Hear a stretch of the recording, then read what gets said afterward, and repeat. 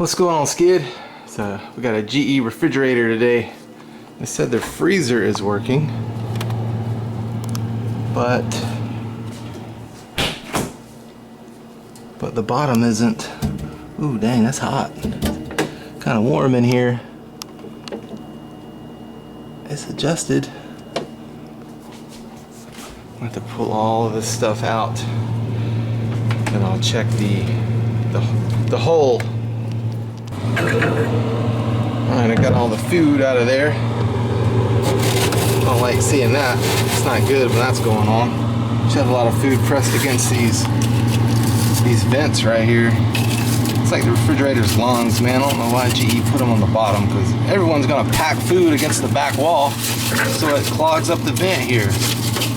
I don't know, we'll see. I still gotta get it all apart. Take the ice maker out.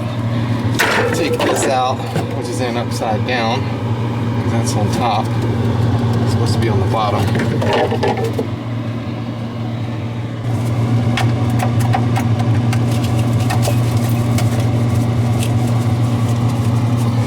Got the ice maker out. Just loosen up those two screws and unplug it.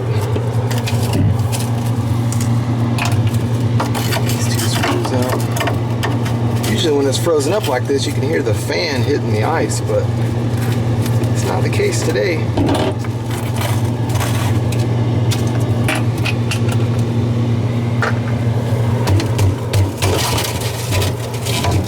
Oh, it's close, but not there yet. Look at all that ice.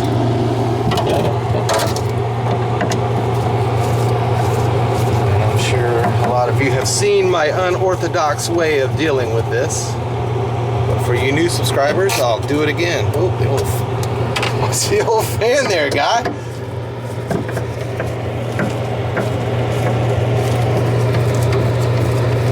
I've used hair dryers,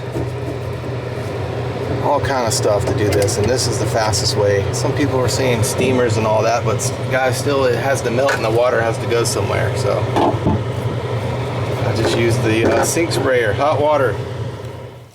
Yeah, once I pop that front cover off, this is the hole that feeds the bottom. That's why the bottom is not cold, because it's blocked with ice.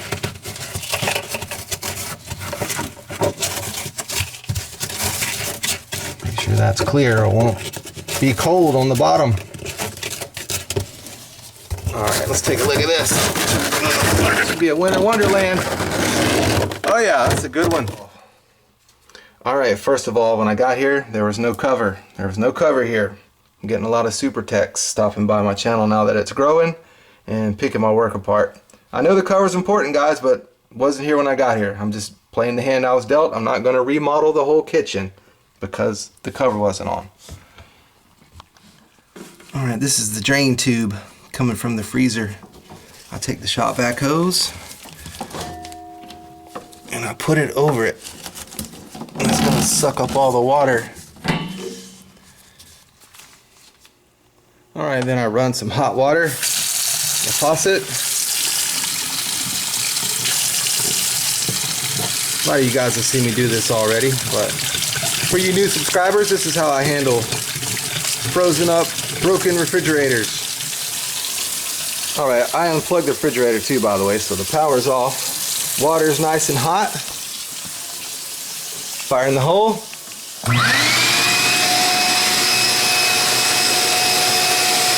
Sprayer.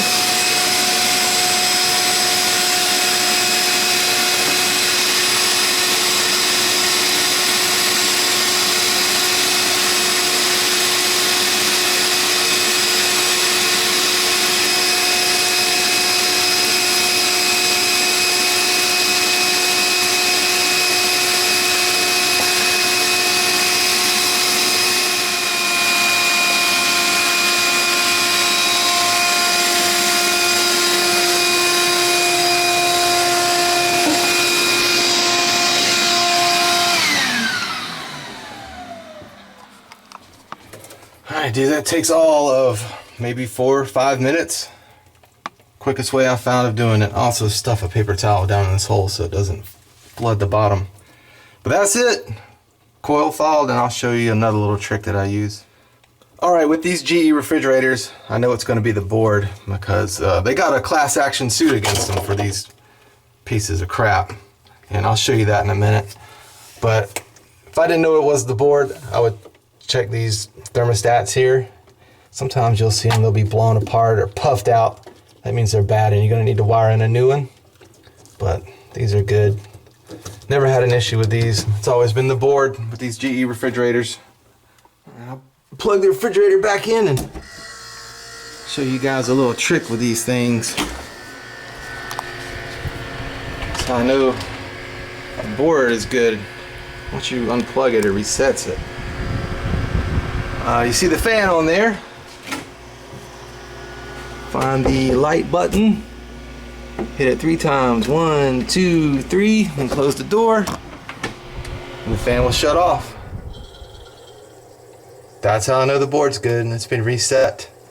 And if it didn't, I would just replace the board, which is under here. Got a screw there and a couple screws down there, and this pops down and you'll see the board right there. But this one's good. And you want to start it back up. 1, 2, 3, close the door. Fan will start back up.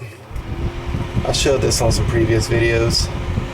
But this is for my new subs. Alright, I'm going to put it back together. Put the stuff back in, her food, and drive on to the next work order.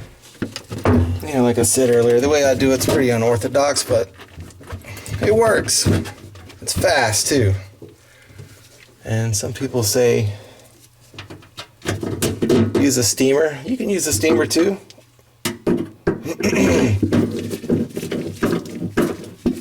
All that melted ice has to go somewhere though, so it's still going to be a little messy.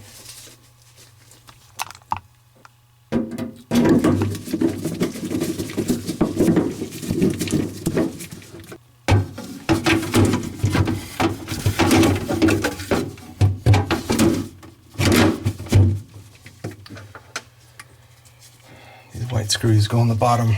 Silver on top, white screws on the bottom.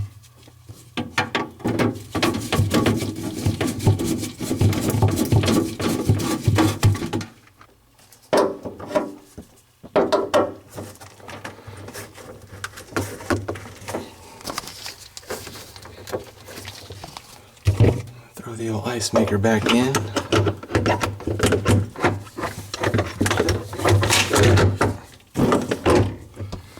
Plug it up. Got a couple of drippies down here, but she's back together.